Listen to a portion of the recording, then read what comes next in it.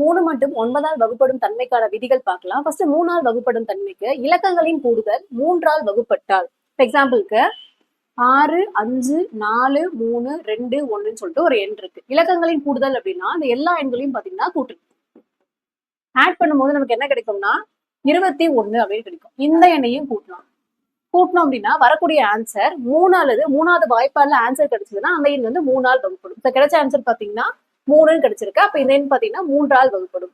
அடுத்து 9ஆல் வகுப்படும் தன்மைக்கான விதி என்ன அப்படின்னா 3க்கு என்ன விதியோ அதே விதிதான் பாத்தீங்கன்னா 9க்கும். அதாவது இலக்கங்களின் கூடுதல் 9ஆல் வகுப்பட்டால், எக்ஸாம்பிளுக்கு 9, 5, 6, 7ன்னு சொல்லிட்டு ஒரு எண் இருக்கு.